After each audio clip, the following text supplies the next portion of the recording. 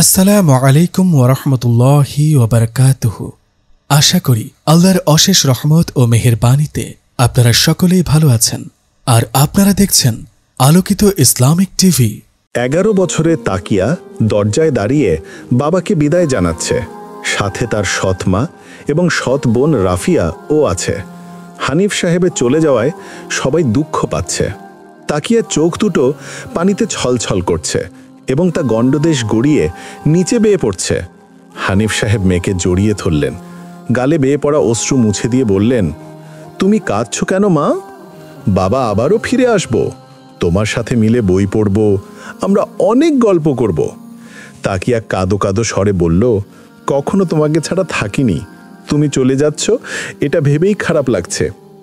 কষ্ট পেও না মামুনি, তোমার মা বোনদেরকে সময় দিবে, তোমার বোনের সাথে গল্প করবে, আমাকে নিয়ে ভেবো না, আমি তো তোমাদের সুখের জন্যই বিদেশে পাড়ি জমাচ্ছি। তাকিয়া বাবার কথা শুনে হাঁ-সূচক মাথা নাড়ালো। হানিফ সাহেব তাকিয়ার সৎ মাকে উদ্দেশ্য করে বললেন, তোমার মেয়েকে কখনো আমি পর মনে করিনি, আমার মেয়েটাকেও তুমি তোমার নিজের মেয়ে মনে করবে, তাকে কখনো কষ্ট দিও না, সে যেটা চাইবে তাকে সেটাই দেবে এবং বাড়ির দলিলগুলো সযত্নে রাখবে। আমি সেথায় গিয়ে তোমাকে ফোন দিব। আমি কখনো আপনাকে কষ্ট দিয়েছি? আপনার মেয়ে মানে তো আমারও মেয়ে, আপনি ওকে নিয়ে একদম চিন্তা করবেন না, আমি ওর সেবা যত্নে একদমই কার্পণ্যতা করব না। তিনি স্ত্রীর কথা শুনে নীরব থাকলেন। স্ত্রীর মুখ থেকে আশ্বস্ত করা বুলি শুনেও তার মন শীতল হলো না। এত কিছুর পরও কেন জানি তার বাড়ি থেকে যেতে মন টানছিল না। তবু তিনি তার গন্তব্যের দিকে এগিয়ে চললেন। তাকিয়া চৌরাস্তা পর্যন্ত তার বাবার সাথে গেল, আর সামনে যেতে পারল না। তার বাবা কিছু মজা কিনে দিয়ে তাকে বাড়িতে চলে যেতে বলল, কিন্তু তাকিয়া সেখানেই দাঁড়িয়ে থাকলো। তার বাবার গাড়ি এক মনে সামনের দিকে এগিয়ে চলল। মানুষের সমাগমের মধ্য দিয়ে গাড়িটি তাকিয়ার অক্ষি যুগলের আড়ালে মিলিয়ে গেল। সে মাথা নত করে বাড়ির আঙিনার উদ্দেশ্যে ছুটে চলল। নিজেকে খুব অসহায় মনে হচ্ছে। তাকিয়ার যখন 5 বছর, তখন তার মা তাকে রেখে না ফেরার দেশে চলে যান। যখন 8 বছর বয়স, তখন তার বাবা নতুন বিয়ে করেন। যাকে বিয়ে করেন তার আগের ঘরের একজন মেয়ে রয়েছে। তাকিয়ার বাবা ওই মেয়ে সহই তার সৎ মাকে মেনে নেন। তার সৎ মা যদিও তার সাথে খারাপ ব্যবহার করত না, কিন্তু সুযোগ পেলে তিনি তার মুখোশ না খুলেও থাকতেন না। কিন্তু তাকিয়া তার বাবাকে কখনো তার মা সম্পর্কে অভিযোগ করেনি। সে খুব শান্ত স্বভাবের একটি মেয়ে, সে কখনো কারো খারাপ চায় না, সবার সাথে হাসি মুখে কথা বলে। তার অনন্য এক বৈশিষ্ট্য হলো সে খুব সত্যবাদী একজন মানুষ। আজ তার বাবা ব্যবসার উদ্দেশ্যে কানাডা পাড়ি জমিয়েছেন। তিনি কখনো তাকিয়াকে ছাড়া দূরে কোথাও থাকেননি, তাই তাকিয়া বাবার চলে যাওয়ার বিষয়টি মেনে নিতে পারছে না। সে হয়তো আন্দাজ করতেও পারছে না কতটা ভয়ানক ভবিষ্যৎ তার সামনে অপেক্ষমান। তাকিয়া রাস্তার কিনারা দিয়ে হেঁটে চলেছে।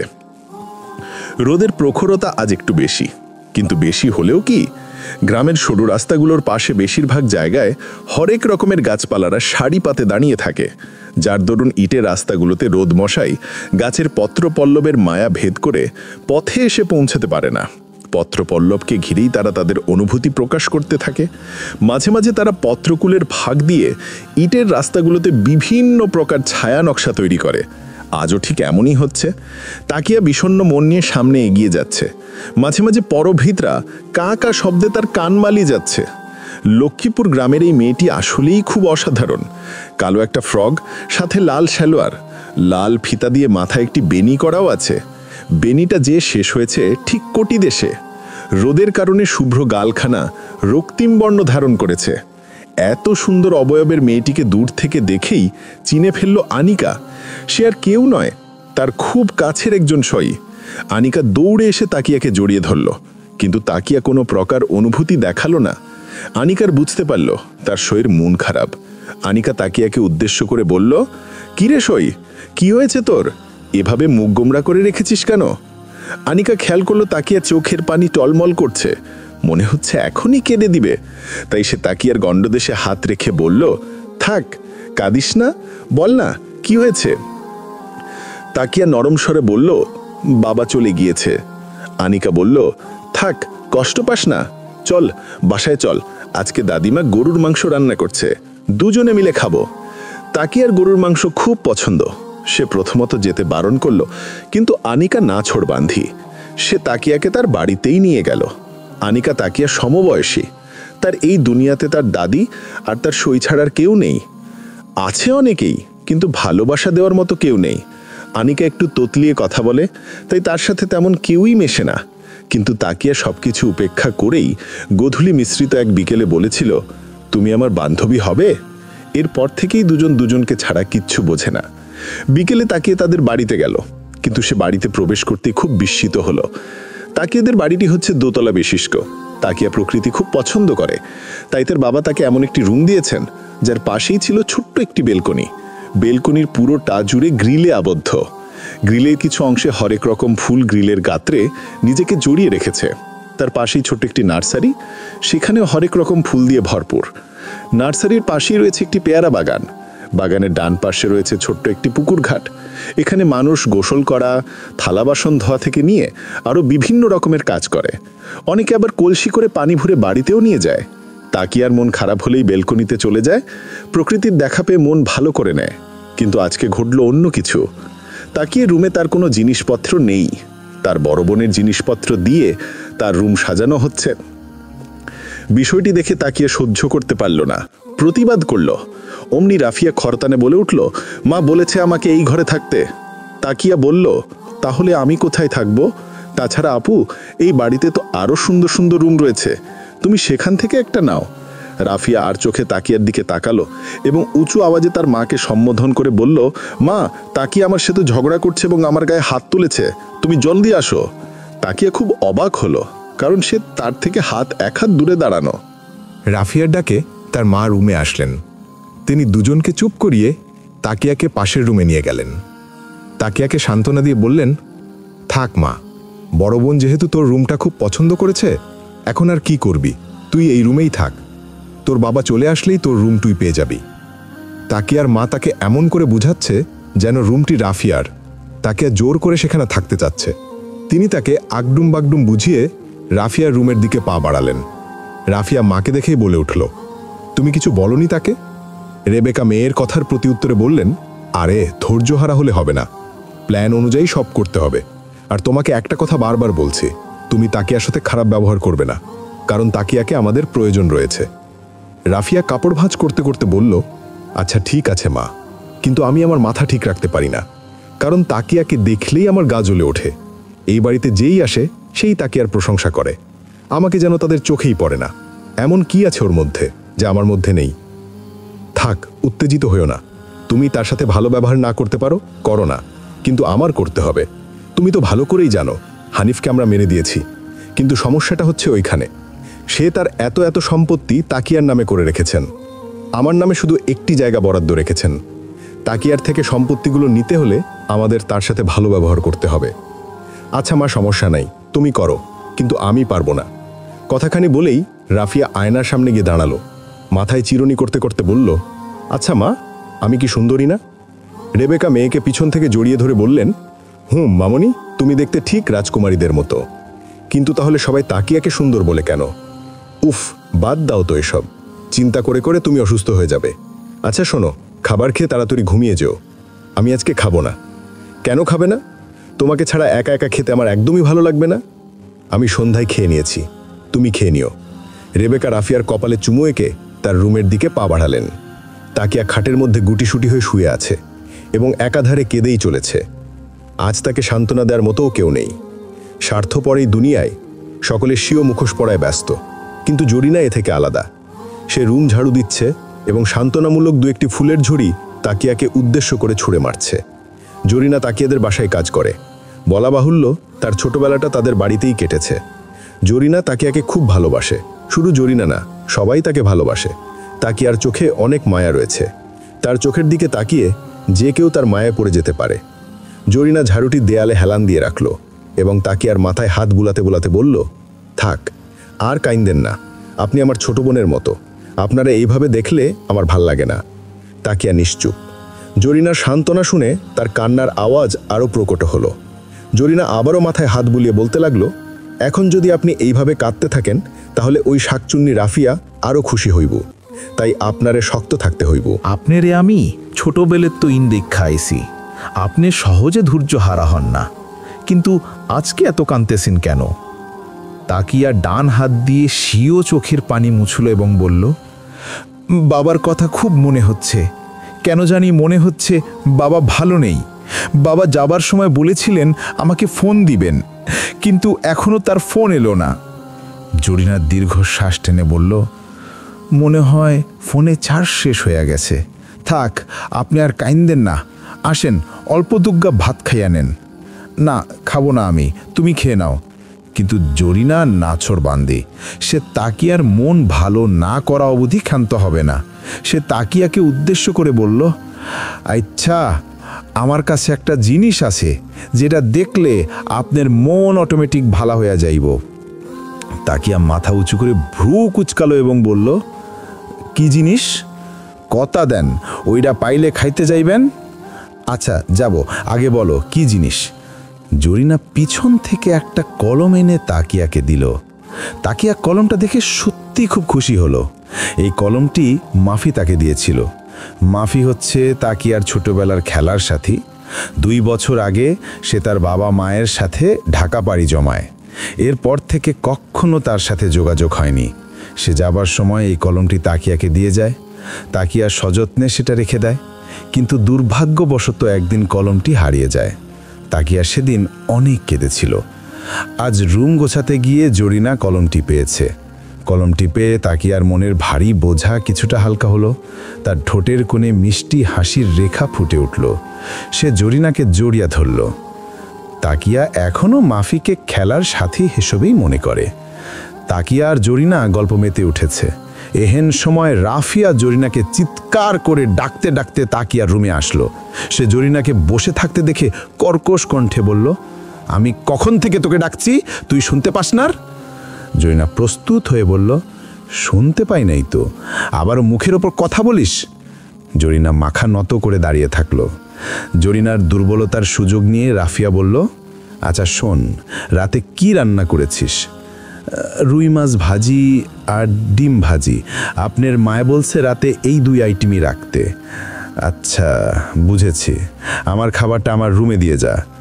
রাফিয়া এতটুকু বলে চলে যাবার জন্য উদ্ধত হলো, কিন্তু কিছু একটা মনে করে আবার ঘুরে দাঁড়ালো এবং বলল, শোন, আমার জন্য মাছও 2টা দিবি এবং ডিমও 2টা দিবি। কিন্তু জরিনা কিছু বলার পূর্বেই তাকিয়া তার হাত চেপে ধরল, চোখের ইশারা করল, বাদ দাও। রাফিয়া চলে গেল। জরিনা তাকিয়ার থেকে তার হাত ছুটিয়ে বলল, আচ্ছা আপনি আমাকে বলতে দিলেন না কেন? এই ডাইনিরে যদি 2টা দেই তাহলে আপনারে কি দিমু? তাছাড়া আপনার মায়ও সন্ধ্যায় একটা সাবার করছে। তাকিয়া নরম স্বরে বলল, খাবারের জন্য কাউকে নিষেধ করতে হয় না, বাবা আমাকে এভাবেই বলেছিল। তাছাড়া আমি তো সব সময় খাই, আজকে না খেলে তেমন কিছু হবে না। জরিনা কথা বাড়ালো না, কিন্তু তার মন কথা বলল। একদম মায়ের মতো হয়েছে মেয়েটা, খুবই ন্যায়পরায়ণ, সৎ। আসলে ভালা মানুষের কপালে দুঃখ থাকে বেশি। জরিনা দীর্ঘ শ্বাস টানল এবং বলল, আমি শাকচুন্নিরে খাবার দিয়ে আসি, আপনি ঘুমায়েন না। আমি ডিম ভাইজা আনতেছি, খাইয়া তারপর ঘুমাইবেন। তাকিয়ে মাথা নাড়ালো। জরিনা পাকরুমের দিকে এগিয়ে গেল। জরিনা রাফিয়াকে খাবার দিয়ে তাকিয়ার রুমে আসলো। দুজনেই খাবার জন্য প্রস্তুতি নিচ্ছে। জরিনা খাবার নিয়ে নিচে বসে পড়ল। বিষয়টি তাকিয়ার কাছে ভালো লাগলো না। সে জরিনাকে তার সাথে খাটে বসতে বলল। জরিনা প্রথমত অসম্মতি জানালো, পরবর্তীতে তাকিয়ার জেদের কাছে হার মানল। রাফিয়ার মায়ের কিছু কঠোর নির্দেশ রয়েছে। কাজিন মেয়েরা বাড়ির মেয়েদের সাথে বেশি মিশতে পারবে না, তাদের সাথে বসে খেতে পারবে না।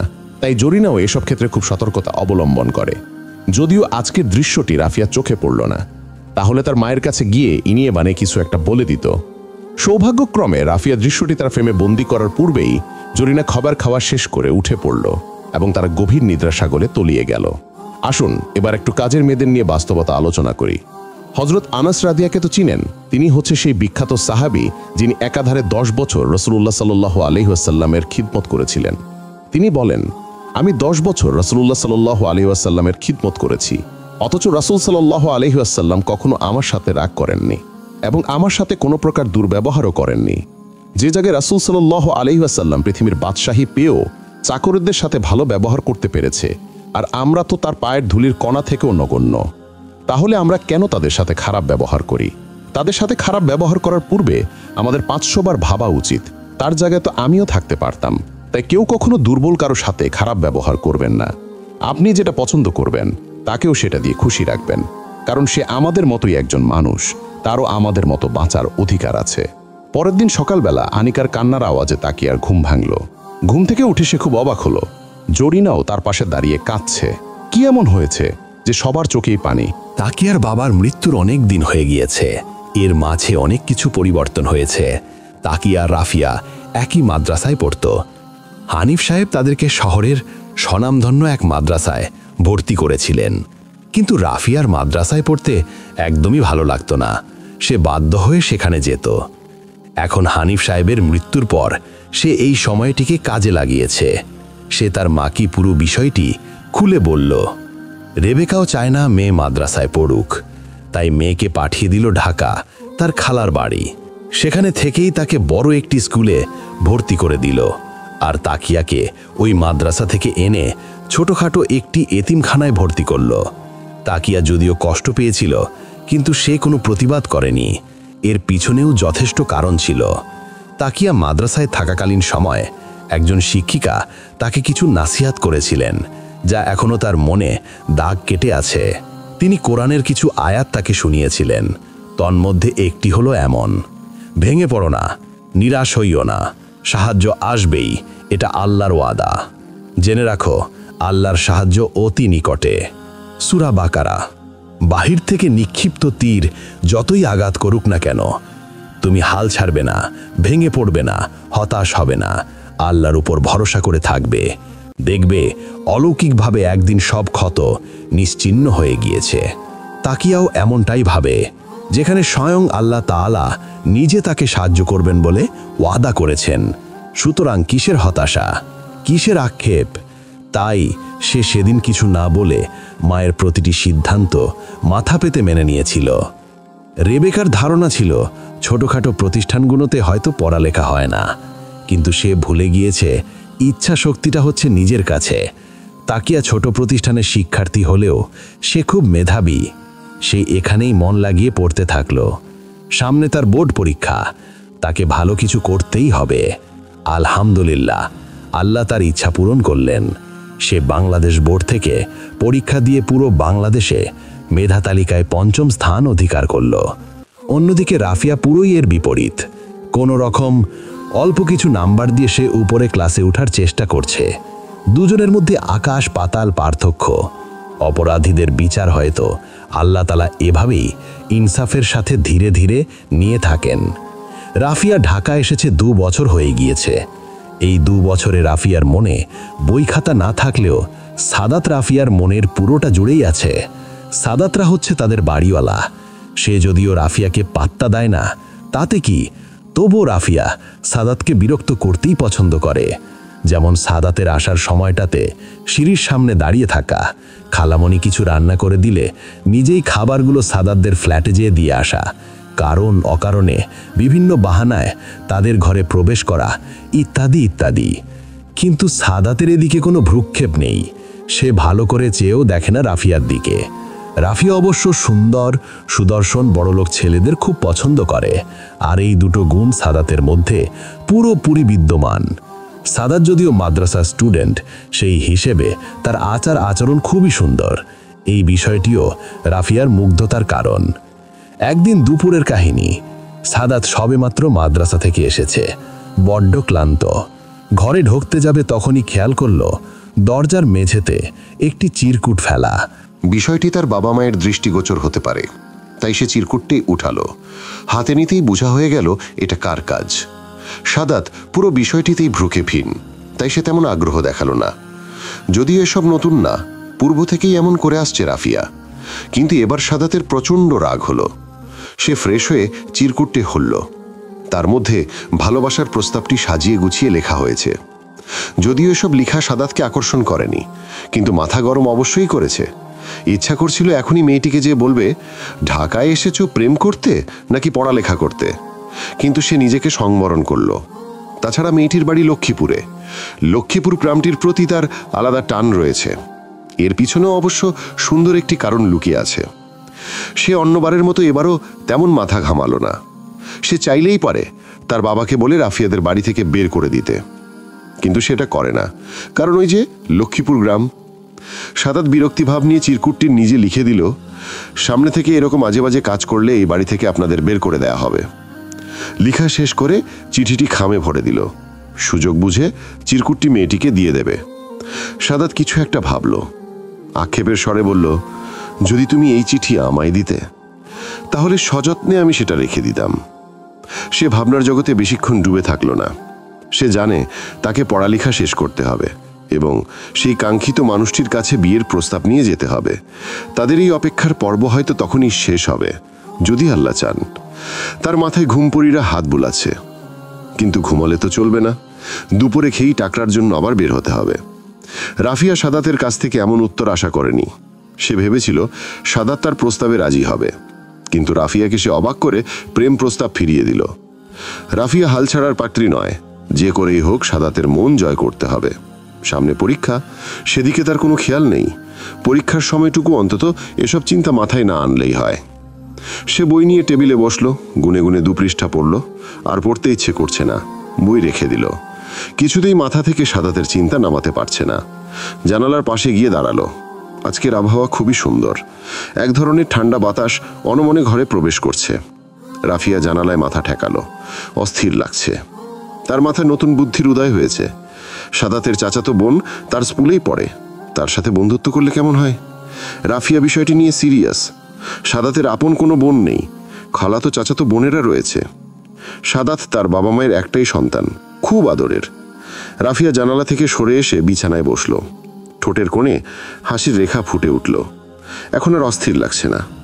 এখন শুধু সাদাতের বোন আনিথাকে হাত করতে পারলেই হয়। সাদাত রাস্তা দিয়ে অন্যমনস্ক হয়ে হেঁটে যাচ্ছে। আশেপাশে কোনো দিকে খেয়াল নেই। দুহাত পিছনে মুষ্টিবদ্ধ করা, দৃষ্টির নিচের দিকে নিবদ্ধ।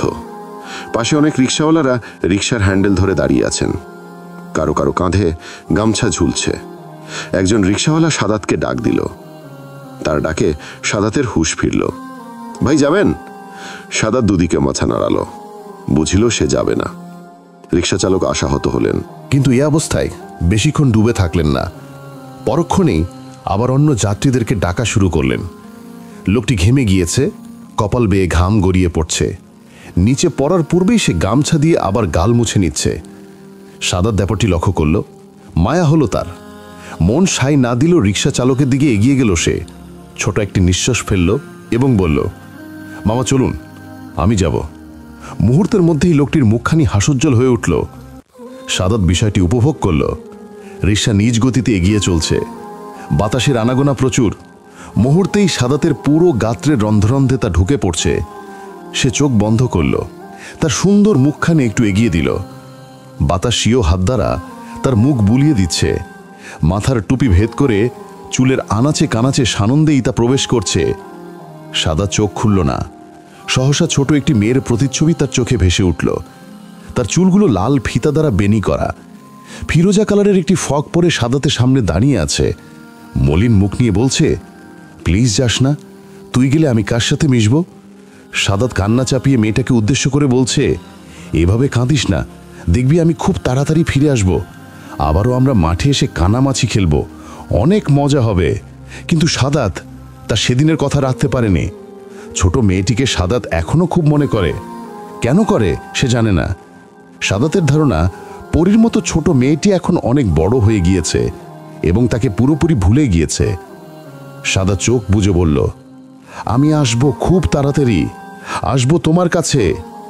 রিক্সা চালক সাদাতের কেহিন স্বর শুনে বললেন, আমারে কিছু কইলেন?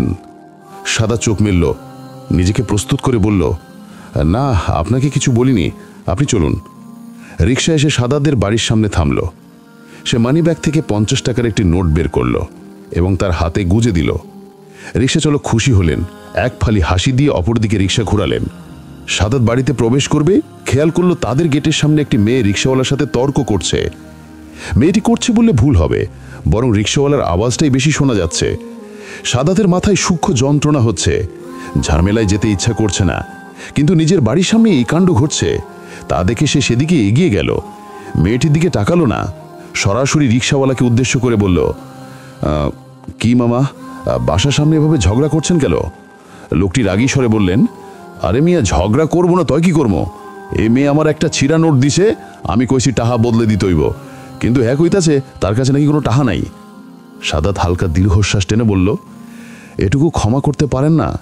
আচ্ছা, আমি টাকা দিয়ে দিচ্ছি। কত টাকা দিতে হবে বলেন? 30 টাকা। এই নেন। রিক্সা চালক টাকা পেয়ে আর কথা বাড়ালেন না। কাঁধে থাকা গামছাটি ভালো মতো স্বীয় স্থানে রেখে রিক্সা নিয়ে স্থান ত্যাগ করলেন। মুহূর্তেই রিক্সাটি তার চোখের আড়াল হয়ে গেল। সাদাত পিছনে ঘুরল। রাফিয়া সবগুলো দাঁত বের করে তার দিকে তাকিয়ে আছে। সাদাত চোখ নামিয়ে নিল। সে গেটের ভিতরে চলে গেল। রাফিয়া পিছন থেকে সাদাতকে ডাকল। সে মাথা ঘোরালো না। এই মেয়েকে দেখলেই তার মাথা দ্বিগুণ গরম হয়ে যায়। কেন হয় সে জানে না। রাফিয়া আবারও ডাকলো। সাদাত চলার গতিবেগ থামালো, কিন্তু ঘুরে তাকালো না। রাফিয়া মৃদু স্বরে বলল, আজকের জন্য অসংখ্য ধন্যবাদ। সাদাত কিছুই বলল না, সামনে চলতে থাকলো। রাফিয়া আবারও ডাক দিল। সাদাতের রাগ চরম পর্যায়ে পৌঁছিয়েছে। ইচ্ছে করছে মেয়েটার গালে একটা চর বসিয়ে দিবে। সাদাত নিজেকে সংবরণ করল, পিছনে না ফিরেই বলল, ধন্যবাদ দেওয়ার কিছু নেই। আপনার জায়গায় অন্য কেউ থাকলেও আমি এমনটাই করতাম। রাফিয়া অস্ফুট স্বরে বলল, সেদিনের জন্য আমি দুঃখিত। সাদাত কিছুক্ষণ চুপ থাকলো, এরপর বলল, সমস্যা নেই, সামনে থেকে এমন করবেন না। সে লিফটে ঢুকেই দ্রুত বাটন চেপে দিল। 4র্থ তলায় এসে লিফট থেমে গেল। রাফিয়া নিচেই দাঁড়িয়ে থাকলো। লিফট আবারও নিচে ফিরে আসলো। তবুও সে আজ খুব খুশি। বাসায় যেয়ে মার স্কুল ড্রেস খুলে ফ্রেশ হয়ে নিল এবং আয়নার সামনে গিয়ে দাঁড়ালো। ঘুরে ফিরে নিজেকে দেখছিল। তার ধারণা সাদাত তাকে পছন্দ করে, না হলে সে সাহায্য করতে এগিয়ে আসতো না। রাত বাজে 7টা। পাখিরা একদম নিশ্চুপ হয়ে গেছে।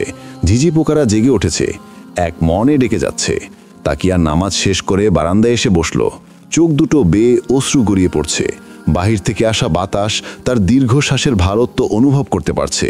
তাকিয়া আকাশের দিকে তাকালো। কান্না বিজড়িত কণ্ঠে বলল, আল্লাহ, আমার খুব কষ্ট হয় বাবাকে আর মাকে ছাড়া থাকতে। সৎমা ভালো ঠিক আছে, কিন্তু তার চোখে আমি খারাপ। আমি মাদ্রাসা থেকে আসলে আমার খুব ক্ষুধা পায়। খাবার খেতে চাইলে জরিনা জানায় ভাত নেই। জরিনা তার খাবার থেকে প্রতিদিন আমার জন্য কিছু রেখে দেয়।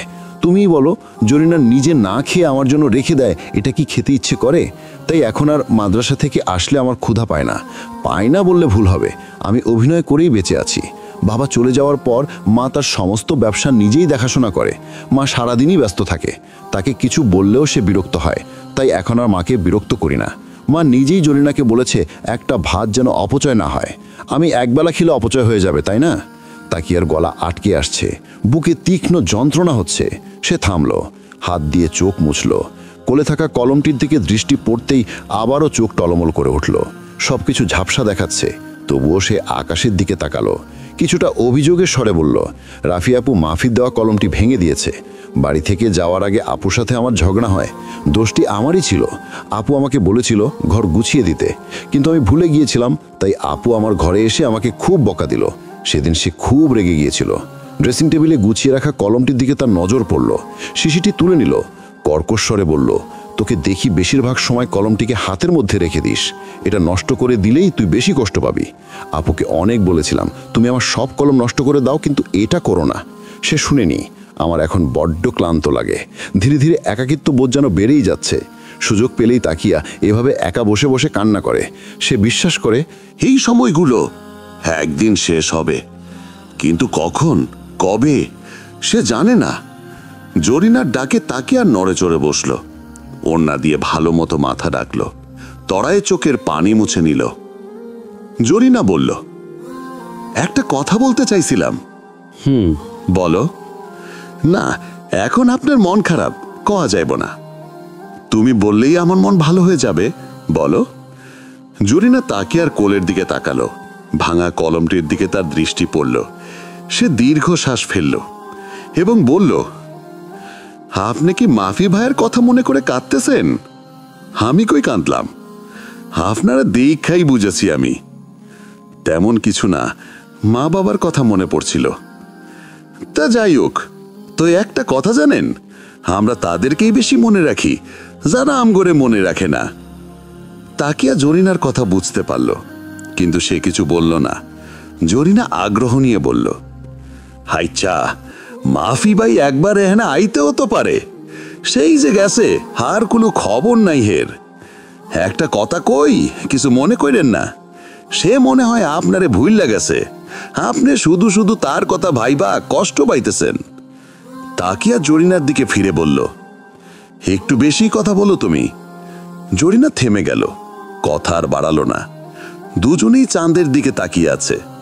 চন্দ্রমামার আশেপাশে তারকারাজিরা ঘুরে বেড়াচ্ছে। কি অপরূপ লাগছে। তাকিয়া জরিনার দিকে ফিরল। জরিনা এক দৃষ্টিতে চাঁদের দিকে তাকিয়ে আছে। সে গম্ভীর স্বরে বলল, জানো জরিনা, মানুষের স্মৃতিতে অতীতের মানুষগুলো তখনই বেশি করে উপস্থিত হয় যখন সে বর্তমান মানুষগুলো থেকে তার প্রাপ্য ভালোবাসা পায় না। সবাই শুধু নিজেকে নিয়েই ব্যস্ত। আনাচে কানাচে শুধু স্বার্থপর, প্রতারক, অভিনেতাদের ভিড়। জরিনা সুন্দর চাঁদ থেকে দৃষ্টি সরালো। সে তাকিয়াকে প্রত্যুত্তর স্বরূপ কিছুই বলল না। সে বুঝতে পেরেছে কথাটার ওজন প্রচণ্ড ভারী। তাকিয়া এখন 16 বছরের কিশোরী, দেখতে মায়ের মতো হয়েছে। জ্ঞানের দিক দিয়েও বেশ পাকাপোক্ত। দীর্ঘ কালো কেশ গুচ্ছ তার সৌন্দর্যের আরেকটি উপমা। তা কোটি দেশ ছাড়িয়ে গেছে। অক্ষি যুগলের কথা আর কি বলবো। ছোটবেলা থেকেই তো সুন্দর অক্ষি অর্থাৎ চোখের প্রশংসা বেশ কুড়িয়েছে সে। কজ্জল অর্থাৎ কাজল না দিলেও কেউ অভিযোগ করবে না, বরং সকলে মানতে বাধ্য। বেচারি বোধহয় চুলা থেকে 2 ফোঁটা কালি নিয়ে চোখ দুটো সাজিয়ে রেখেছে। মানুষটি যে শুধু বাহ্যিকভাবেই সুন্দরী তেমন না, তার মনটাও বেশ সুন্দর। অন্যদিকে রাফিয়া তার বিপরীত। গায়ের রং পুরোপুরি ফর্সা না হলেও দেখতে ভালোই লাগে, কিন্তু রূপ সৌন্দর্যের ব্যবধান তাকিয়ার থেকেও বিশাল ফারাক। সেটা তাকিয়ার মতো এতটা বিশুদ্ধ নয়। সে অনেকটা তার মায়ের মতো হয়েছে। মাথায় ভালো বুদ্ধি না থাকলেও কূট বুদ্ধি কম নেই। সেই জন্যই তো খুব সহজে সাদাতের মায়ের মনে এতদিনে জায়গা করে নিয়েছে। তিনি সবসময় রাফিয়ার প্রশংসায় পঞ্চমুখ। প্রশংসা না করে উপায় কি? রাফিয়া বেশ বুদ্ধি খাটিয়ে আনিধাকে হাত করেছে। এখন সাদাতের বাসায় যাতায়াতের পথটাও খুব সহজ। সময় পেলেই সে সেথায় চলে যায়। সাদাতের মাকে রান্নাঘরে দেখলে দৌড়ে তার কাছে গিয়ে কথায় ভুলাতে থাকে। বেশিরভাগ সময় তার কাজে সাহায্য করে, যেমন রান্নার কাজে, ঘরের কাজে ইত্যাদি। তার সামনে ভালো মানুষের মুখোশ পরিধান করে থাকতে সে খুবই পটু, অথচ বাসায় তার কাজগুলো অন্য কারো করে দিতে হয়। যাই হোক, রাফিয়ার দিনকাল হেসে খেলে পার হয়ে গেল। তাকিয়ার সাথে তা হচ্ছে না। তাকিয়া আগের থেকেও আরো নীরব হয়ে গেছে। সে হাসতে ভুলে গেছে। শান্তি জিনিসটি কেমন তার স্মৃতিতে এখন আর তা বহমান নেই। যত বড় হচ্ছে ততই তার উপর নির্যাতনের প্রকট বাড়ছে। ঘরের সব কাজ এখন তাকিয়াকেই করতে হয়। জরিনার বিয়ে হয়ে গেছে, সে এখন আর তাদের বাসায় থাকে না। এ নিয়েও অনেক কাহিনী হয়েছে। জরিনা একদিন বাজারে যাচ্ছিল। সেখানেরই এক দোকানদারের ছেলের জরিনাকে ভালো লেগে যায়। সে তার বাবা মায়ের মাধ্যমে রেবেকার কাছে প্রস্তাব পাঠায়, কিন্তু রেবেকা প্রস্তাব নাকচ করে দেয়। রেবেকা জরিনাকে সেদিন বুঝিয়েছিল বিয়ে শাদী করার থেকে না করাই ভালো। যদি খারাপ কিছু হয় তাহলে কোথায় যাবি? এরপর অনেক দিন কেটে যায়। জরিনা প্রায় মনমরা হয়ে থাকত। তাকিয়া জরিনাকে বুঝতে পারে। একদিন ভাগ্যক্রমে ছেলেটি আবারও রেবেকার কাছে প্রস্তাব পাঠায়, কিন্তু এবারও রেবেকা পূর্বের মেয়ে জরিনাকে বোঝায়। জরিনা কিছু বলতে চেয়েও চুপ হয়ে যায়। তাকিয়া পুরো বিষয়টি বুঝতে পারে। সে জরিনাকে সেদিন আশ্বাস দিয়ে বলেছিল, আমি তোমাকে বুঝতে পারছি, তুমি ভেঙে পড়ো না। ছেলের সাথে তুমি কথা বলো এবং তার কাছে চলে যাও, কারণ মা কখনোই তোমায় বিয়ে দিবে না। জরিনা নিচু গলায় বলেছিল, আমি চইলা গেলে আপনি একদম একা হইয়া যাইবেন। আপনার কিছু না হওয়া পর্যন্ত আমি যাইবার চাই না। আমি তোমার মন পড়তে পারছে, তোমার চোখই আমাকে সেটা পড়তে সাহায্য করছে। তুমি ছেলেটাকে পছন্দ করো আমি জানি। নিজের ভবিষ্যতের রাস্তা নিজেই খুঁজে নাও, আমাকে নিয়ে ভেবো না, আল্লাহ আছেন আমার জন্য। অনেক বোঝানোর পর জরিনা সেদিন সিদ্ধান্ত পরিবর্তন করেছিল এবং ছেলেটির সাথে পালিয়ে গিয়েছিল। তাকিয়াই তাকে পালাতে সাহায্য করেছে, কিন্তু এতে জরিনার লাভ হলেও তাকিয়ার কোনো লাভ হয়নি। বরঞ্চ তাকিয়ার উপর মানসিক আঘাতের রূপ বদল হয়ে শারীরিক আঘাতের পর্যায়ে চলে গিয়েছে। সত্য খুব দ্রুতই প্রকাশ হয়। রেবেকাও জেনে গিয়েছে জরিনার পালানোর ক্ষেত্রে তাকিয়ারই হাত রয়েছে। সে জরিনার সমস্ত কাজ তাকিয়ার উপর চাপিয়ে দেয়। সেদিন তাকিয়ার কোনো অভিযোগ শোনা হয়নি। সেও নিরুপায় ছিল। কী বা করার ছিল তার? এত কিছুর পরও সে দিব্যি এই মানুষটির সাথেই সময় পার করছিল। তার ভাষ্যমতে সে যতই অত্যাচার করুক না কেন, সে আমার মা। কিন্তু এভাবে হয়তো মহিলাটি একবারও ভাবেনি। আচ্ছা, ভাবলে কি অনেক বড় ক্ষতি হয়ে যেত? মোটেও না। বরং কিছু মানুষ এমনি, তারা খারাপ কাজ করতে করতে তাদের মনে খারাপিল একটা দাগ পড়ে যায়। এত কিছুর পরও তাকিয়া খুব খুশি, কারণ জরিনা অনেক সুখে আছে। ভালো মানুষগুলোর ক্ষেত্রে এমনি হয়, অন্যের ভালো থাকায় তারা সুখ খুঁজে নেয়। আজ সাদাতদের বাড়ি ভর্তি মেহমান, তার চাচাতো খালাতো ভাই বোনেরা এসেছে। সাদাত খুব আনন্দিত তাদের পেয়ে। আনিধার সাথে রাফিয়াও এসেছে। সে শুধু লুকিয়ে লুকিয়ে দেখছে সাদাতকে। সাদাতের অবশ্য সেদিকে ভ্রুক্ষেপ নেই। সে ড্রয়িং রুমে ভাইদের সাথে গল্পে মজে আছে। এক একজনকে বিয়ে নিয়ে খোঁচাচ্ছে। সাদাতের কাজিন নাফি সাদাতের থেকে 1 বছরের বড়। সে খুবই দুষ্টু। পাশের মানুষটিকে না হাসানো অবধি তার ক্ষান্ত নেই। সেই মূলত সকলকে বিয়ে নিয়ে খোঁচাচ্ছে। সবাই এক একটা মজার উত্তর দিয়ে নিশ্চুপ হয়ে যাচ্ছে। ঘুরে ঘুরে সাদাতের পালা আসতেই সে চুপ হয়ে গেল। কিছু বলল না। নাফি বিরতিহীনভাবে তার কাঁধে মেরে যাচ্ছে আর বলছে, কিরে চুপ কেন? বল শুনি শুনি, নাকি কাউকে পছন্দ করিস? সাদাত মুচকি হাসল। সকলে জোর গলায় বলল, বুঝতে পেরেছি। কিন্তু তারা কথার ইতি টানতে পারল না। এর আগেই তার বাপ চাচারা রুমে প্রবেশ করল। এক একজন এক এক সোফায় যে আসন পাতল। তারা এখন জায়গা সম্পত্তি নিয়ে আলোচনা করবে।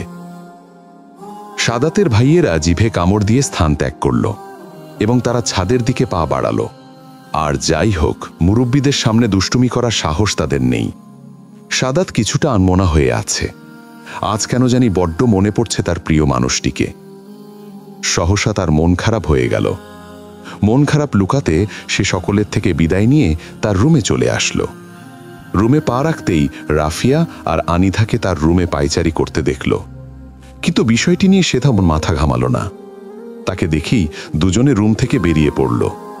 সাদাত কোনো দিকে খেয়াল না করেই বিছানায় গা এলিয়ে দিল।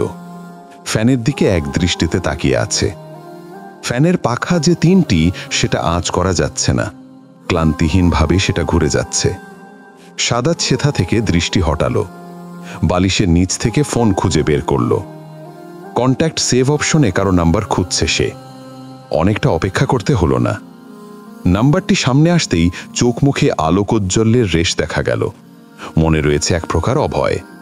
সে ভাবতে থাকল, ফোন কি দেবে নাকি দেবে না। তার মন বলছে পূর্বের ন্যায় সে আবারও নিরাশ হবে। তবুও ফোন দিল। সে প্রতি মাসেই একবার হলেও এই নাম্বারে কল দিত। প্রতিবারই নাম্বারটি সুইচ অফ দেখা যেত। কিন্তু আজ ভিন্ন কিছু হলো। কল যাচ্ছে। সাদাত উঠে বসল। তার হৃৎপিণ্ড কাঁপছে, কিন্তু কলটি রিসিভ হলো না। সে এবার বসার থেকে উঠে দাঁড়ালো। আবারও কল দিল। 3 বারের মাথায় কলটি রিসিভ হলো। অপর পাশে কে আছে বিষয়টি না জেনেই সাদাত উৎসুক স্বরে বলল, তাকিয়া, আমি মাফি। এতদিন কত ফোন দিয়েছি, তুমি ফোন বন্ধ করে রেখেছিলে কেন? ও মাফি ভাইয়া, কেমন আছেন ভাই? ভাই, আপনি এতদিন কই ছিলেন? আপনি জানেন তাকিয়া আপনাকে কতটা মিস করে। তাকিয়া আমাকে মিস করে? তাহলে আপনি কে? ভাই, আমি তাদের বাসায় কাজ করতাম। আমার নাম জরিনা। আমার স্বামী যখন আমারে বিয়ের প্রস্তাব দেয়, তখন তাকিয়া আমারে বাসার থেকে পালাইতে সাহায্য করে, কারণ এছাড়া কোনো উপায় ছিল না। তার সৎমা কখনো চাইতো না আমি বিয়ে শাদী কইরা সংসার করি। সেদিন আসার সময় একটা পুরান বন্ধু সিম আমারে দিয়াছিল, যেন আমি তারে আমার অবস্থা জানাইতে পারি এবং তার সাথে যোগাযোগ রাখতে পারি। জরিনা পুরো কথা শেষ না করতেই সাদাত বলল, ও জরিনা, আমি চিনতে পেরেছি তোমাকে। তুমি আমাকে বলো তাকিয়া কেমন আছে। জরিনা একটু কাঁদো কাঁদো স্বরে বলল, আপনি ফোন দিছেন, ভালা করছেন। আজ আমি সব বলবো।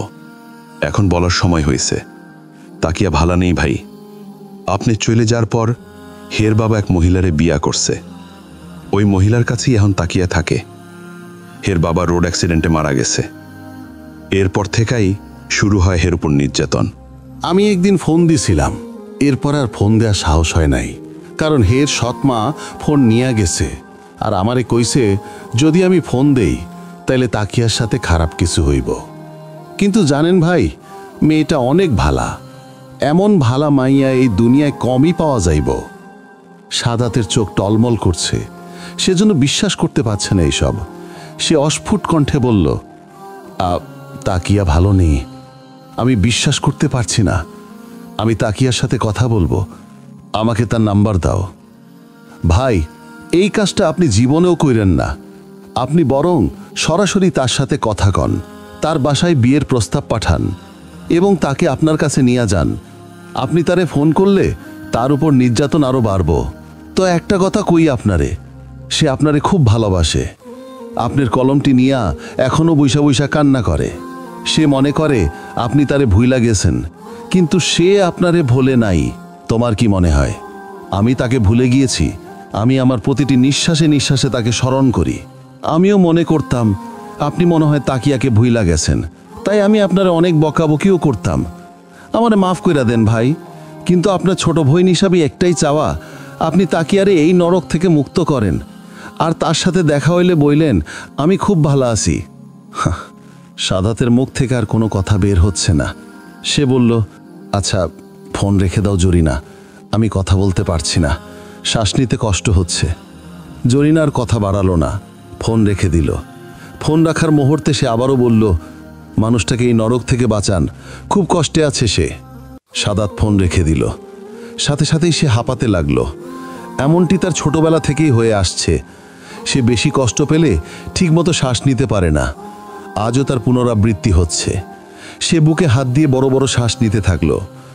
মাকে ডাক দিতে চাচ্ছে, কিন্তু আওয়াজ ক্ষীণ হয়ে এসেছে। বাসার সবাই এখন ব্যস্ত।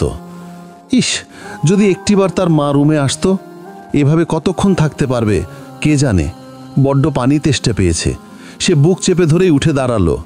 পা ভর সইল না, মেঝেতে লুটিয়ে পড়ল। মাকে ডাকলো, কিন্তু আওয়াজ হয়তো মায়ের কান অবধি পৌঁছালো না। সাদাত পর্দার ফাঁক দিয়ে বাহিরে তাকালো। কাউকে দেখা যাচ্ছে না, কিন্তু কথা বলার আওয়াজগুলো ঠিকই সানন্দে তার রুমে প্রবেশ করছে। সে মেঝেতে পড়েই ছটফট করতে থাকলো। রাফিয়া কিছুক্ষণ পরপরই সাদাতের রুমে উকি দিচ্ছে। সে হয়তো সাদাতের বের হওয়ার অপেক্ষা করছে, কিন্তু সাদাত তো একটু পানির জন্য মরিয়া হয়ে উঠেছে। রাফিয়া রুমের আশেপাশে ঘুরঘুর করছে। সহসা সে সাদাতের গোঙানি শব্দ শুনতে পেল। রাফিয়া রুমে উকি দিল, কিন্তু যা দেখল তার মন খারাপ হওয়ার জন্য সেটা যথেষ্ট ছিল। সে চিৎকার করে বলল, ভাইয়া কি হয়েছে আপনার? সাদাতের আওয়াজ সীমিত, সে ভালো মতো কথা বলতে পারছে না। তবু সে কথা বলার বৃথা চেষ্টা করল। ভাঙা ভাঙা গলায় বলল, মাকে ডাকুন। রাফিয়া এক মুহূর্ত অপেক্ষা করল না, দৌড়ে হেনা বেগমের কাছে গেল। তার ভ্রুজোড়া কুঞ্চিত, চেহারায় গভীর তমসা বিরাজ করছে। হেনা বেগম আজ করতে পারলেন খারাপ কিছু হয়েছে। হেনা এবং জাফর সাহেব উৎসুক হয়ে আছেন রাফিয়া কি বলতে চাই তা শোনার জন্য। অবশেষে রাফিয়া বলল, আন্টি, সাদাত ভাইয়া জানি কেমন করছে। হেনা তার বুকে শক্ত করে হাত দিয়ে চেপে ধরলেন। সকাল থেকেই তার খারাপ লাগছিল, মনে হচ্ছিল খারাপ কিছু হবে। তাই হলো। জাফর আর হেনা কেউই রাফিয়ার কাছে জানতে চাইল না কি হয়েছে। দুজনেই ললাটে চিন্তার রেখা নিয়ে ছেলের রুমের দিকে পা বাড়ালেন। হেনা বেগম ছেলের অবস্থা দেখে হাউমাউ করে কেঁদে উঠলেন। হাঁটু ভাঁজ করে ছেলের সামনে বসলেন, ত্বরান্বিত করে ছেলের মাথা কোলে তুলে নিলেন। তাদের একটাই সন্তান, খুব আদরের, আর আদর না করে উপায় আছে? সাদাত তার বাবা মায়ের খুব বাধ্য। হেনা বেগম কিছুতেই নিজেকে শান্ত করতে পারছেন না, তার কান্নার আওয়াজ ভারী হচ্ছে। জাফর সাহেব এতে বিরক্ত হলেন, কঠিন গলায় বললেন, দেখছো এখানে ছেলের অবস্থা ভালো না, আবার চিৎকার করছো কেন? আনিধা, হেনাকে এখান থেকে নিয়ে যেত। কিন্তু হেনা ছেলেকে রেখে যেতে নারাজ। তিনি হার মানলেন, কান্নার আওয়াজ ক্ষীণ করলেন। তাকে নৈরাশ্যবাদীদের অন্তর্ভুক্ত হতেই হবে। নিজেকে শক্ত করে পরাজয়ের ভঙ্গিতে বললেন, আচ্ছা ঠিক আছে, আমি আর কান্না করব না। সাদাতের সামনে পানির গ্লাস আনা হলো। এক গ্লাস খেয়ে তৃষ্ণা মিটল না। গুনে গুনে সে 2 গ্লাস পানি খেল। জাফর সাহেব ছেলের বুকে হাত বুলিয়ে দিচ্ছেন। হেনা ছেলের শিরের পাশে বসে নীরবে নয়ন নীর ফেলছেন। বাড়ির সকল মেহমানের মন নিমেষই ঘন ঘটা তমিস্রোতে পরিণত হলো। রাফিও পাশে দাঁড়িয়ে অনবরত কেঁদে চলেছে। তার দুঃখী ক্লান্ত হচ্ছে না, গালবে অশ্রু গড়িয়ে নিচে পড়ছে। সকলকে কক্ষ থেকে চলে যেতে বলা হলো। সাদাত বিশ্রাম নিতে চায়। সবাই চলে গেল। হেনা বেগম ছেলের পাশে বসে আছেন। তিনি পরম যত্নে তার শির মোবারকে ভালোবাসার পরশ বুলিয়ে দিচ্ছেন। আস্তে আস্তে সাদাত স্বাভাবিক হচ্ছে, কিন্তু এখন তার লম্বা ঘুমের প্রয়োজন। কিন্তু হেনার মনে প্রশ্নের ঝুড়িগুলো এখন দানা বাঁধছে। তিনি নিজেকে শান্ত করলেন। পরিস্থিতি স্বাভাবিক হলেই হেনা হাজারটা প্রশ্ন করবেন। কে তোমাকে কষ্ট দিয়েছে বাবা? কারো কথায় কি খুব আঘাত পেয়েছ? ইত্যাদি ইত্যাদি। কারণ হেনা তো ভালো করেই জানে সাদাতের কি কারণে এমন হয়। হেনার ইচ্ছা করছে যার জন্য তার ছেলে কষ্ট পেয়েছে তাকে সে হাজারটা কথা শুনিয়ে দিবে। ভালোই সে সুস্থ হলেই হয়। রাফিয়া ব্যালকনির গ্রিল ধরে দাঁড়িয়ে আছে। সুন্দর শীতল কারক বাতাস ঘরে প্রবেশ করছে। রাফিয়া এসবে ভ্রুক্ষেপহীন। সে আনমনে বাহিরে তাকিয়ে আছে। তার মন ভালো নেই। সাদাতের প্রতিটি কষ্ট যেন সে অনুভব করতে পারছে। তার কি বড় কোনো রোগ আছে নাকি অন্য কিছু? কিছু তো একটা আছেই, যার দরুন তার সচল শ্বাস প্রশ্বাস গ্রহণে কষ্ট হয়। রাফিয়া এসব চিন্তায় মশগুল। দ্রুতই তার চিন্তার দেশ থেকে বের হতে হলো। খালামণি ডাকছে। তিনি 3 বার জোর গলায় ডাকলেন। রাফিয়া আসলো না। এবার কর্কশ কণ্ঠে ডাক দিলেন। রাফিয়ার পঞ্চ ইন্দ্রিয় এবার সজাগ হলো। সে ছুটে গেল তার খালামণির কাছে। তিনি লাউ কাটছেন, সামনে লাউ শাক রাখা। রাফিয়া লাউ শাক হাতে নিয়ে বাঁচতে থাকলো এবং প্রশ্নবোধক ভঙ্গিতে খালামণির দিকে তাকালো। খালামণি বললেন, এত জোরে জোরে ডাকলাম, শুনিস নাই? রাফিয়া পাল্টে প্রশ্ন করল, আজ কি লাউ শাক ভাজি করবে? আমি তোকে কি প্রশ্ন করলাম আর তুই আমাকে কি বলছিস? আচ্ছা যাই হোক, শোন, তোকে একটা কথা বলবো। কদিন যাবৎ ভাবছি, কিন্তু বলাই হচ্ছে না। কি কথা? তোর খালুর অফিস টঙ্গীর দিকে নেওয়া হয়েছে, তাই বাসাটা ছেড়ে দিব আমরা। তুই চাইলে আমাদের সাথে যেতে পারিস। কিন্তু আমার কলেজ এখানে, আমি টঙ্গী থেকে কি করব? রাফিয়ার খালামণি লাউ কাটা থেকে মনোযোগ হটিয়ে বললেন, কিন্তু আমাদের তো সেখানে যেতেই হবে। তুই কি এখানে একা থাকতে পারবি? আমি একজন মেয়ে মানুষ হয়ে এত বড় বাড়িতে একা কি করে থাকব? তাছাড়া তুমি তো জানোই আমি কত ভীতু। তাহলে এক কাজ করলে কেমন হয়? তোকে না হয় সেখানের কোনো কলেজে ভর্তি করে দিলাম। কথাটা শুনে রাফিয়ার হার্টবিট কেঁপে উঠল। এটা কখনো করা যাবে না। এটা করলে সে তার প্ল্যানিং মোতাবেক আগাতে পারবে না, কারণ মনের আনাচে কানাচে ঘুরঘুর করছে সাদাতকে হাসিল করার লিপসা। তাই এই বাড়ি মোটেও পরিত্যাগ করা যাবে না। রাফিয়া অন্যমনস্ক ভঙ্গিতে বলল, খালামণি। আয়েশা পিছনে বসে বসে কান্না করছে। শিক্ষিকা তার কান্নার কারণ জানতে চাইলেন। আয়েশা নীরবতা অবলম্বন করল। কিছুক্ষণ পর নিজে থেকেই সে জানালো, আমি বলবো, কিন্তু সবার সামনে না। আয়েশা শিক্ষিকার কাছে আসলো। তার মুখাবয়বের নৈকট্য শিক্ষিকার কর্ণের পাশে, তাকিয়া শিক্ষিকার বা পাশে। সে আঁচ করল আয়েশার কথাগুলো খুব সহজেই তার কাছে পৌঁছবে, তাই সে স্থান ত্যাগ করতে চাইল। আয়েশা বারণ করল এবং হাসি মুখে বলল, তুমি থাকলে আমার কোনো সমস্যা নেই। তাকিয়াকে ছোট বড় সবাই খুব পছন্দ করে। যার চরিত্র অসম্ভব সুন্দর, তাকে পছন্দ না করে উপায় আছে? আয়েশা বলতে আরম্ভ করল, আমার বাবা একজন লোকের সাথে আমার বিয়ে ঠিক করেছে, যার ইসলাম সম্পর্কে কোনো ধারণাই নেই। তিনি যেদিন আমাকে দেখতে এসেছিলেন সেদিন বলেছেন আমি যেন কখনো বরকা না পরি, এটা তার পছন্দ না। আর বরকা পরলেও যেন হিজাব দিয়ে শুধু চুল ডাকি, মুখ ডেকে রাখাটা তিনি পছন্দ করেন না। ওই দিন আমার মাথায় কাপড় দেওয়া ছিল, তাই তার মা আমাকে বললেন, মাথায় কাপড়টি ফেলে দাও মা, আমরা তোমার চুল দেখব। আমার সেদিন কতটা কষ্ট হয়েছিল শুধু আল্লাহ জানেন, কারণ সেখানে ছেলে ছাড়াও তার বন্ধুরা উপস্থিত ছিল। কিন্তু তারা খুব বড় লোক, তাই বাবা সেখানেই আমাকে বিয়ে দিবেন বলে সিদ্ধান্ত নিয়েছেন। আমার কোনো কথাই তিনি শুনছেন না। মাও একই কথা বলছে, কিন্তু আমি এই লোকটাকে বিয়ে করতে চাই না। এই লোকটাকে বিয়ে করলে আমি দুনিয়া আখেরাত সব হারাবো। বড় বোন বলছে বিয়ের পর আমি বললে সব ঠিক হয়ে যাবে, কিন্তু আমি আশ্বাস পাচ্ছি না, কারণ সে এক প্রকার ইসলাম বিদ্বেষীদের মতো আচরণ করেছে। সে সরাসরি জানিয়েছে তার দাড়ি রাখা পছন্দনীয় না। যেই মানুষটির ইসলাম সম্পর্কে বিন্দু পরিমাণও ধারণা নেই, আমি তার সাথে কিভাবে থাকব? আয়েশার চোখ ভিজে উঠেছে, চোখ পানিতে টলমল করছে। সে আর কিছু বলতে পারল না। তাকিয়া এক দীর্ঘ শ্বাস ছেড়ে বলল, সত্যিই ওর সমস্যাটা খুব ভয়ানক। সবাই একই কথা বলে সব ঠিক হয়ে যাবে, কিন্তু পরে আর কিছুই ঠিক হয় না। শিক্ষিকা বললেন, আচ্ছা বাদ দাও, আমার কথা শোনো আয়েশা, তুমি দায়ুস বুঝো তো? আয়েশা ভ্রুজোড়ার মাঝখানে ক্ষীণ ভাঁজ ফেলল। সে এমন করে হয়তো বুঝাতে চাচ্ছে আমি এই সম্পর্কে পুরোপুরি বুঝি না। আচ্ছা আমি তোমাকে বলছি, শোনো। যে ব্যক্তি তার স্ত্রী সন্তানদের বেহায়াপনা অশ্লীলতা করার সুযোগ দেয়, তারা বেপরদায় থাকলেও তাদেরকে কিছু বলে না, তাদেরকে দায়ুস বলা হয়।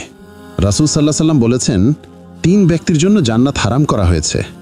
1 মাদকাসক্ত, 2 পিতামাতার অবাধ্য। 3 দায়ুস ব্যক্তি, মুসনাদে আহমদ। এখন তুমি আমাকে বলো, তুমি কি তোমার বাবাকে জাহান্নামে দেখতে চাও? আয়েশা দুদিকে মাথা নাড়ালো। তার মানে না। তাকিয়ে মাথায় হাত বুলাতে বুলাতে বলল, শরীয়ত বিরোধী কোনো কাজের আদেশ মান্য করা তোমার জন্য আবশ্যক নয়। এখন যেই আদেশই করুন না কেন, শিক্ষিকার বলা হাদিসটা তুমি তোমার বাবাকে বলবে, দেখবে তোমার বাবা মা কিছু হলেও বুঝবে। শিক্ষিকা তাকিয়ার কথা শুনে বললেন, তাকিয়া ঠিক বলেছে। আর নয় তুমি এক কাজ করতে পারো, তুমি তোমার মাকে আমার সাথে দেখা করতে বলবে, আমি তাকে বুঝাবো। কারণ আমরাও চাই না লোকটির সাথে তোমার বিয়ে হোক। আর নিজেও বাবা মায়ের সামনে গিয়ে মার্জিতভাবে প্রতিবাদ করবে। তুমি যদি না বলো তাহলে কখনো তারা তোমাকে জোর করতে পারবে না। তোমার অনুমোদনই সবচেয়ে বেশি প্রয়োজনীয় এবং কার্যকরী। তুমি আজ বাসায় যেয়ে তোমার মাকে পাঠাবে, কেমন? আয়েশা মাথা ঝুঁকিয়ে নিল। এখন কিছুটা হালকা অনুভূতি হচ্ছে। সে স্বস্তির নিঃশ্বাস ফেলল। রাফিয়ার মা তাকিয়াকে নিয়ে দ্রুত ঢাকা রওনা হবেন। এদিকে তারাও ঢাকা রওনা দিবে, আর সাদা তো লক্ষ্মীপুর রওনা হবে। দেখা যাক কি হয় সেটা জানতে আমাদের আরও অপেক্ষা করতে হবে। তাকিয়া মাদ্রাসা থেকে এসে ফ্রেশ হয়ে নিল। আজ তার মাকে বিষণ্ণ দেখা যাচ্ছে। শাহিন আঙ্কেলের সাথে বিজনেস নিয়ে কথা বলছেন, কোনো ঝামেলা হয়েছে হয়তো। তাকিয়া সেদিকে মাথা ঘামালো না। এখন অনেক কাজ করতে হবে। সে রান্নাঘরের দিকে এগিয়ে গেল। ছোট একটি পাতিলে দুজনের জন্য চাল নিয়ে চুলায় বসিয়ে দিল। পাশের জানালা থেকে ঘরে বাতাস প্রবেশ করছে, কিন্তু জানালাটি পুরোটা খোলা না। তাকিয়া বাতাস উপভোগ করতে চায়, তাই জানালা খুলে দিল। অতঃপর ফ্রিজের দিকে এগিয়ে গেল। ফ্রিজে লাল শাক, পটল, কুমড়া, লাউ, সেই সাথে আরও বিভিন্ন ধরনের মাছ রয়েছে। সে আপাতত ইলিশ মাছ এবং লাউ বের করল। তাকিয়ার ইলিশ মাছ খুব পছন্দ, সেই সাথে লাউ তরকারি। সে আগে এতটা একটা পছন্দ করে খেত না, কিন্তু যখন থেকে শুনেছে রাসূল সাল্লাল্লাহু খুব পছন্দ করে খেতেন, তখন থেকেই জিনিসটি তার পছন্দের তালিকায় যুক্ত হয়ে গিয়েছে। সে এক এক করে সবজিগুলো কেটে নিচ্ছে। অমনি তার মা এসে জানালো, আজকে রান্না করতে হবে না, হোটেল থেকে খাবার আনা হবে। তাকিয়া মায়ের কথার অবাধ্য হলো না, সবজিগুলো ফ্রিজে রেখে দিল। রেবেকা যাওয়ার সময় আবারও ঘুরে দাঁড়ালো। তাকে আর চোখে মুখে প্রশ্নবোধক ভঙ্গি বিদ্যমান। বেশিক্ষণ তাকে অপেক্ষা করতে হলো না। রেবেকা ভনিতা ছাড়াই বলল, আমি এখন বাহিরে বের হচ্ছি, বাড়ি থেকে বের হবে না। রাতে এসে জরুরি আলাপ আছে। কার সাথে? তোমার সাথে। কি বিষয়ে বলা যাবে? বলা গেলে তো আগেই বলতাম। তাকে আর কথা বাড়ালো না। সামনে তার পরীক্ষা, প্রচুর পড়াশোনা করতে হবে। সে তার পায়ের গতিবেগ তার রুমের দিকে করল। জানালা থেকে পর্দা সরিয়ে দিল। বাহিরে বাতাসের উপদ্রব প্রচুর, যেন বৃক্ষলতা পাতারা একজোট হয়ে ভুলকের সকলকে ব্যজন মানে বাতাস করায় ব্যস্ত। সেই সাথে উৎপদ্যের ধ্বন্যাত্মক তো আছেই। তাকিয়া জানালা বন্ধ করে দিল। এত অবিরাম পরিবেশে ঘুমানো গেলেও পড়া হবে না নিশ্চিত। অথচ তাকে পরীক্ষার জন্য ভালো মতো প্রস্তুত হতে হবে। সাদাতের মা পুরনো আলমারি থেকে জিনিসপত্র নামাচ্ছেন। ধুলোয় পুরো ঘর ভরে গেছে। আলমারিটা অনেক আগের। বিয়ের পর তার শাশুড়ি মা তাকে এটি উপহার দিয়েছিলেন, কিন্তু পুরাতন হওয়ার দরুন কাঠের এই আলমারির একপাশে গুণী পোকারা রাজত্ব চালাচ্ছে। হেনা বেগম জিনিসপত্রগুলো ঝাড় দিয়ে খাটে গুছিয়ে রাখছেন। তিনি খুব সযত্নে আলমারি থেকে জিনিসগুলো নামাচ্ছেন। সহসা তিনি অনুভব করলেন কেউ যেন তার মাথায় একটি ফুলের মালা গুজে দিচ্ছে। হেনা ঘুরে তাকালেন না এবং মানুষটিকে দেখারও প্রয়োজন বোধ করলেন না। তিনি বুঝতে পারলেন এটা কে। মায়েরা নাকি এমনি হয়, সন্তানের শরীরের গন্ধ শুনেই উপস্থিতি টের পেয়ে যায়। হেনা কাজের প্রতি মনোযোগ রেখেই বললেন, কি হয়েছে? আজকে আবার নতুন কোনো আবদার আছে নাকি? সাদাত পিছন থেকে এসে মায়ের সামনাসামনি দাঁড়াল এবং বলল, তুমি সবসময় মনের কথা কিভাবে বুঝো? আমার সন্তানের মনের কথা আমি বুঝবো না তো কে বুঝবে? এখন বলে ফেলো, কি চাচ্ছ? সাদাত অনেকটা করুণার স্বরে বলল, মা, আমি লক্ষ্মীপুর যেতে চাই। তুমি পাগল হয়েছ? সেখানে তোমার বাবার সাথে কি অসম্মান করা হয়েছে তুমি কি ভুলে গেছ? মা, বাবাকে তার বিজনেস পার্টনাররা ঠকিয়েছে। এখানে তো পুরো গ্রামের কোনো দোষ নেই। সে যাই হোক, তুমি যাবে না সেখানে। আর সেখানে কেন যেতে চাও? মা, এই চেয়ারটাতে বসো, আমরা বসে কথা বলি। আমার অনেক কাজ আছে। বাবা, বিরক্ত করিস না, যা এখান থেকে। মা, শোনো না, আমি বন্ধুদের সাথে যাব, কাল সকালে যাব, বিকেলেই চলে আসব। রাজি হয়ে যাও মা, প্লিজ। না, আমি কখনো তোমাকে অনুমতি দিব না, এবং তোমার বাবাকেও নিষেধ করব। মা, নাও, আরেকটি ফুল নাও, তবুও যেতে দাও। হেনা হাসলেন, খুব জোরেই হাসলেন। কিছুক্ষণ পরেই নিজেকে স্বাভাবিক করে বললেন, অনুমতি দিতে পারি এক শর্তে। কি শর্ত বলো? তুমি সেখানে বেশি দিন থাকবে না। আচ্ছা, ঠিক আছে, খুব খুশি হয়েছি মা। আমি এখন তোমাকে একটু কাজে সাহায্য করি। না, তোমার করতে হবে না। তুমি কাজ করার বদলে আমার কাজ আরো বাড়াবে। আচ্ছা, আমি যাচ্ছি। সাদাত রুমে আসলো, তার বন্ধুদের ফোন দিয়ে প্রস্তুত হতে বলল। সকাল হলেই তারা রওনা হয়ে যাবে লক্ষ্মীপুরের উদ্দেশ্যে। তাকিয়া মাগরিবের নামাজ আমল সেরে নিয়েছে।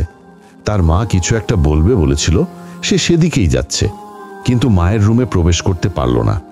আনিকা মেন গেটের সামনে দাঁড়িয়ে তাকিয়াকে ডাকছে। হ্যাঁ তাকিয়া, দরজা খোল। হ্যাঁ আসছি, অপেক্ষা কর। আনিকার একটা বাজে অভ্যাস আছে, গেট না খোলা অবধি সে চিল্লাতে থাকবে। তাকিয়া ভালোই অবগত আছে তার বান্ধবীর সম্পর্কে। সে আনিকার কণ্ঠ শুনেই দৌড় লাগালো। দরজা খুলেই অন্য দিনের মতো বলল, তোর অভ্যাস কি জীবনেও ঠিক হবে না? আরে পরে রাগ করিস। শুন, আজ আমি খুব খুশি। কেন? হ্যাঁ, তো খুশি কেন? কি হয়েছে বলতো? তোকে আমি বলেছিলাম না, আমার খালাতো ভাইয়ের চাচাতো ভাই আমার দাদুকে ওই দিন হাসপাতালে নিয়ে গিয়েছিল? হ্যাঁ, বলেছিলি তো। সেই সাথে এটাও বলেছিলি তোর খুব ভালো লেগেছিল মানুষটিকে, তোর থেকে 11 হাত লম্বা। আমি বুঝি না, তুই দূর থেকে দাঁড়িয়ে হাইটও মাপতে পারিস। ধুর, তুই সেদিনের কথা নিয়ে এখন ফাইজলামি করছিস? না, ফাইজলামি করব কেন? আমি তোর অনুভব শক্তির প্রশংসা করছিলাম আর কি। বাদ দে তো এসব। শোন, একটা মজার কথা, এখানেই দাঁড়িয়ে বলবি রুমে চল। তোর মা আছে? তাহলে যাব না। আচ্ছা, তোর মর্জি, বল এবার কি বলতে চাচ্ছিলি? আনিকা মাথা নত করে বলল, ওই মানুষটি আমার দাদির কাছে প্রস্তাব পাঠিয়েছে। সত্যি? এটা তো খুশির কথা। তুই কি অনেক খুশি? অনেক।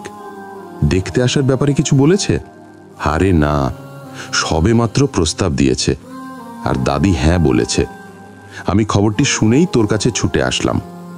বিয়েটা হলে ভালোই হবে, তবে তোর থেকে 11 হাত লম্বা এটা নিয়ে ভাবিস না। বলিস হাঁটু থেকে কেটে ফেলে দিতে। তুই সেদিনের কোঠা নিয়ে এখনো পড়ে আছিস। আমি ওই দিন এটা বলেছিলাম কারণ উনি অনেক লম্বা, তাই দুষ্টুমি করে বলেছিলাম আমার থেকে 11 হাত বেশি লম্বা। আরে আমিও তো এটাই বলছি। দুষ্টুমি করতে থাকবি নাকি চলে যাব? আরে যাস না, আমি মজা করছি। দুজনের মুখেই হাসি, তবে ক্ষীণ আওয়াজে না, জোর আওয়াজে। উঠোনের মাঝখানে দাঁড়িয়ে আছে তারা। রাত হওয়ায় হাসির আওয়াজ রেবেকার কান অবধি পৌঁছে গেল। রেবেকা সেদিকেই আসলো। বাড়ির প্রধান চৌকাঠে দাঁড়িয়ে বলল, আনিকা, তোমাকে বলেছিলাম যখন তখন এই বাড়িতে আসবে না, তুমি শুনতে পাওনি? আনিকা কিছুক্ষণ চুপ থেকে বলল, দুঃখিত আন্টি, ভুল হয়ে গিয়েছে, চলে যাচ্ছি। আনিকা কথা বাড়ালো না, কিন্তু সে তাকিয়ার কর্ণের কাছে মুখ এনে বলল, ইচ্ছে করছে কিছু একটা বলি, কিন্তু তোর কথা ভেবে আর বাগবিতণ্ডায় জড়ালাম না। আনিকা চলে গেল। সে রেবেকাকে ভালো করেই চেনে। আনিকার রাগ তিনি তাকিয়ার সাথে মিটাবেন, তাই আনিকা নিশ্চুপ ছিল। আনিকা চলে যাওয়ার পর রেবেকা তাকিয়াকে বলল, তোমার সাথে কিছু কথা আছে। জি, শোনো, কাল আমরা এখান থেকে রওনা হব।